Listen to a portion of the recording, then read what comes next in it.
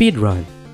It's a term for a playthrough of a video game or section of a video game, aiming for the fastest possible time completing it. Speedruns are executed by following planned routes, which may incorporate sequence breaking, glitches exploiting, and random number generation or RNG manipulating that allows sections to be skipped or completed quicker than intended depending on the category. But how did this sub-genre of gaming started? Welcome to the history of speedrun.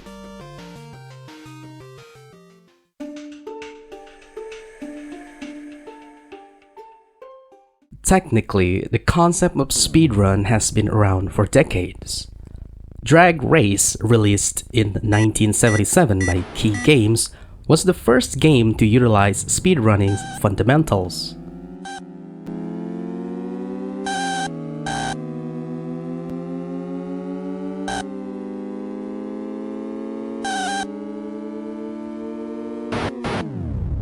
With self-explanatory title, the game has simple goal: achieve the fastest time possible.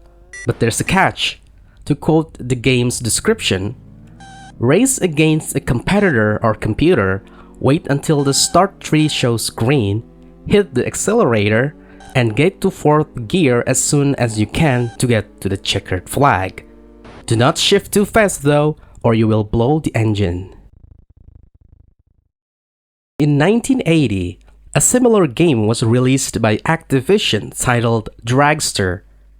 The objective of this game was the exact same as Drag Race, to complete a drag race as quickly as possible.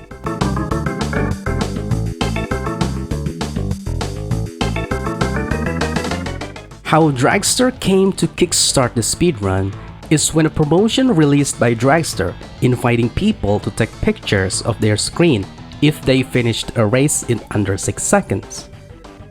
The in-house record was 5.64 seconds. In 1982, gaming enthusiast by the name Todd Rogers did a world record time of 5.51 seconds. This brought Rogers fame in the gaming community and led him to become the world's first paid professional gamer. Greatest title of all time. Fast forward to the 1990s, when speedrunning truly began to take off. Speedrunning began to grow exponentially in popularity with the help of the internet. Two games that are prominent in this part of the history were Doom and Quake. These games introduce what is imperative in the world of gaming today: the ability to record gameplay. This influenced the creation of several websites dedicated to speedrunning. With video access, players could now share their experience, reveal strategies, and compare their skill level to that of their peers. The manifestation of the Doom and Quake online community inspired new categories of speedrunning. Gamers challenged their speedrunning by setting limitations or guidelines for their runs. For example, in Doom, a popular limitation was to use only fists and a pistol to kill all monsters, while another was to successfully make it through the game without killing any monsters at all. The trend of recording video files spread to other games as well, and with it, even more categories of speedrunning were established. Of course, different games forged their own in-game specific speedrun categories. For the most part, the main categories are any percent, 100%, and low percent.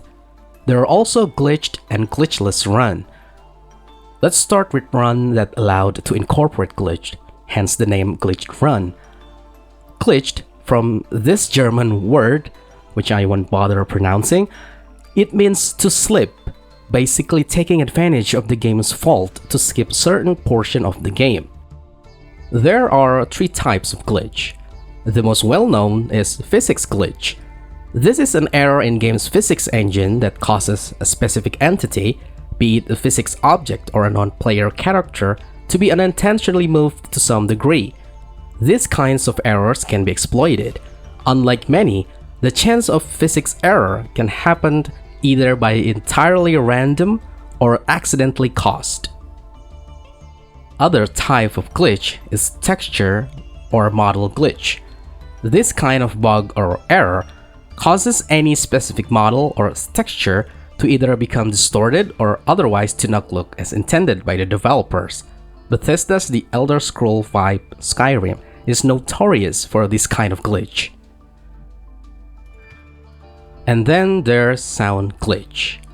This glitch prevents sounds from playing properly in some way. These can range from sounds playing when not intended to play or even not playing at all. In glitched run, runner can use any glitched in the game. While in glitchless run, as the name suggests, runner cannot use any glitch in the game. Now, glitched and glitchless run can be included in any percent, 100%, and low percent categories as mentioned before.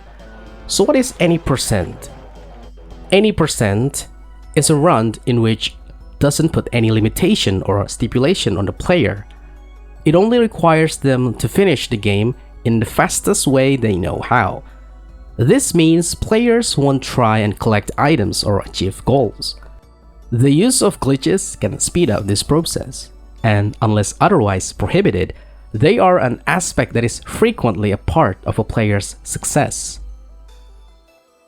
100% speedrunning is when the player completes the game in full.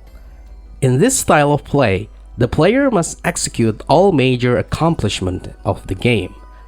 Depending on the game, this could mean collecting treasures, defeating bosses, unlocking stages, etc. And of course, do so as fast as possible. And then there's low percent. This is the opposite of 100%. In low percent, players must finish the game while completing as the least amount of quests and game challenges. This is widely considered to be one of the more difficult kinds of speedrunning.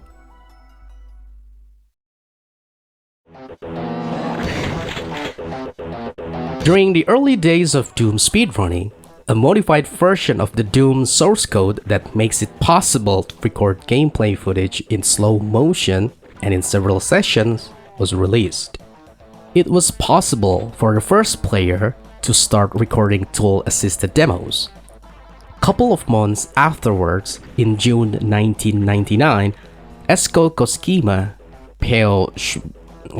and this guy opened the first site to share these demos, dubbed Tool-Assisted Speedruns. The term Tool-Assisted Speedrun was coined. Tool-Assisted Speedrun, or TAS in short, is a speedrun that uses emulation software and tools to create a quote-unquote theoretically perfect playthrough. Common examples of tools include advancing the game frame by frame to play the game more precisely, retrying parts of the run using save states, and hex editing. These tools are designed to remove restrictions imposed by human reflexes and allow for optimal gameplay. The run is recorded as a series of controller inputs intended to be fed back to the game in sequence. Although generally recorded on an emulator, tasks can be played back on original console hardware by sending inputs into the console's controller's port. To differentiate them from tool-assisted speedruns, unassisted speedruns are sometimes referred to as real-time attack, or RTA in short. Due to the lack of human playing the game in real time, tasks are not made in direct competition with RTA speedruns. Fast forward to 2003, a video of a Japanese player named Morimoto completing the NES game Super Mario Bros. 3 in 11 minutes started floating around the internet. The video proved to be controversial, as not many people knew about tool-assisted speedruns at the time, especially for the NES. As the video was not clearly labeled as such, many people felt they had been cheated when they found out it was done using an emulator. The video, however, inspired Joel, this guy, to start a website called NES Videos or NES Videos, which was dedicated to tool-assisted speedruns for the NES. But as the community grew, its members added the feature required for tool-assisted speedrunning into emulators for other systems. The name of the site was later changed to TAS Videos.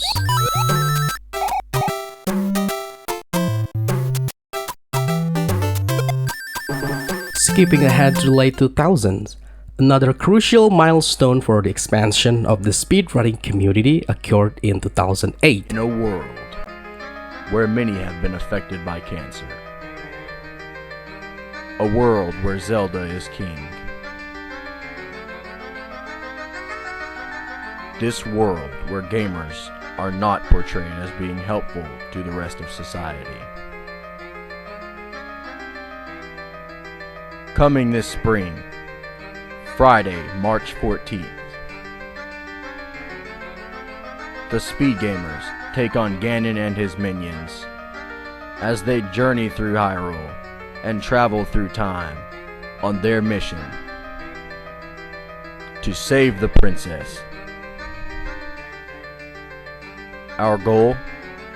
To raise money for the children of St. Jude Children's Research Hospital. Not 75%, not 80%, but all proceeds will be donated to St. Jude.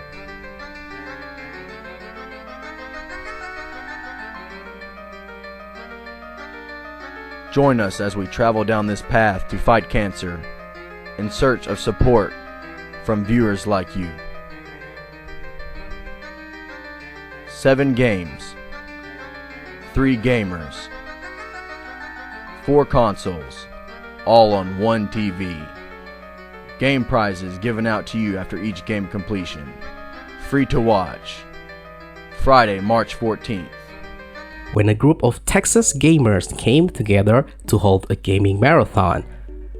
The speedruns at marathons are set apart from normal speedruns in that they are done in one attempt.